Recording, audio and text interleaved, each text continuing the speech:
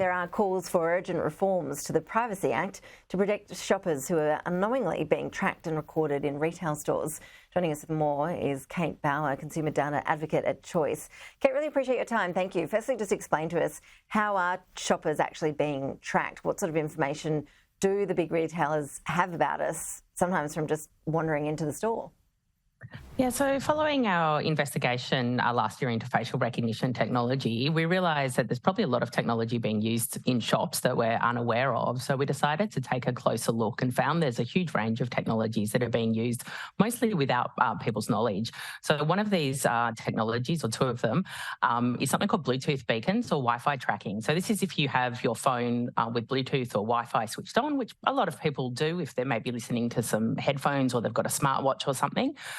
There's technology with inside the shopping malls or the shops that will send out a ping basically to your phone, and they'll be able to track where you are physically within the store. So they'll be able to see how long you linger around certain products, and they'll also be able to see your movements and how long you spend in stores. Okay, and do stores need to have a notice up somewhere to notify people that that's what they're doing, or that they're using other forms of surveillance? Facial analysis, I know, is something you've looked at as well, or is there no requirement at the moment for retailers to disclose that sort of thing? So facial analysis was another thing that we looked at. So many of the digital billboards that exist within malls, and sometimes even out on the street, have a tiny camera inside which can assess people and put them into a demographic grouping, like maybe people's age or gender, and claims to be able to assess people's mood and will then serve an ad based on that category. So the thing that's happening with these particular technologies is, because we've got a Privacy Act that's been around since the 1980s, the law wasn't really designed with these type of technologies and this type of data collection in mind. So what that is meaning is that many of these types of data collection are falling through the loopholes. So the requirements for consent and notification might not be the same as if they were asking for your email address or your name directly.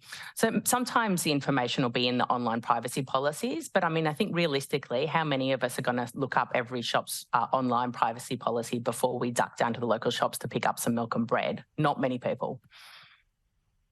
No. Do you also have a problem with loyalty programs, or do you think that's fair game, because generally people willingly sign up to those, and we know that when we do, we're probably opening ourselves up to regular emails and text messages as a result? Or are you concerned about what these retailers are using those loyalty programs for, in terms of how they might collect, pass on that data? So what we're kind of concerned about is two things here. One is about the fact that some of these seemingly anonymous identification methods, like the Wi-Fi tracking in the stores and the digital billboards, can then be connected up with your loyalty program data. So, for example, if they identify your mobile device as you walk through the store and they already have your mobile device identifier attached to your loyalty program, or if you've got an app from that particular shop, they're actually able to connect up your physical movements with your online and your other transaction behaviour. So it's more the amassing of the data to create a kind of comprehensive profile. We also know that some of these loyalty programs also purchase data through a program called data enrichment. This is really so that they can develop as much of a complete picture. And really the problem with this isn't so much that they're collecting this data, but it's what it allows these retailers to be able to do. Some of the fundamentals, of consumer protection are that the consumers can choose, they can vote with their wallets, that they have free and available choice, and that they're able to compare across products. So as we move into this kind of data-heavy, kind of hyper-personalised world, where many of the things will be seen targeted directly to us, even to the extent we might be seeing pricing specific to us, we really lose that ability as consumers to vote with our wallets and to enact that choice. And those are the kind of practices that we're concerned about. Okay, so do you have any tips for people who might be listening to this and thinking, I'm not comfortable with all of that, I prefer my data isn't mined in that way? How can we avoid it? One of the hardest things for consumers is that when you don't know what's happening, it's really hard to do anything about it. There are some simple things you can do, like turn off your Wi-Fi and your Bluetooth, turn off your location data. But I think that is a bit of a burden, on individual shoppers to think about that, to not be connected to their smartwatch or something just to go to the shops.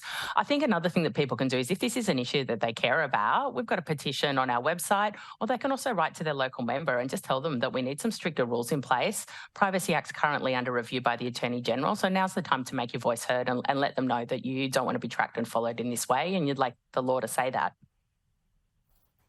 Okay, and what's the timeline when it comes to those Privacy Act changes, and what are the key reforms that you're hoping for out of that? Well, the timeline's a bit is how long is a piece of string. So at the moment, the government hasn't committed to introducing any of these reforms. So that's why now is an important time to get your voice heard. But we'd like to see two really important reforms that we think would go a long way to make the market fairer for consumers. One of those is to change the definition of personal information from information about a person, that information that relates to a person. So that would cover off a lot of the things like your phone metadata and those technical identifiers that they're currently using to track you that are not your name or your email.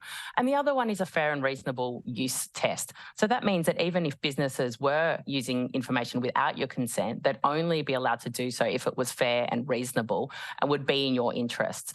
So I think that would go a long way to improving the fairness and the transparency for consumers. Yeah, plenty of food for thought there, Kate Barr. Really appreciate you taking us through that. Thanks so much. Thank you.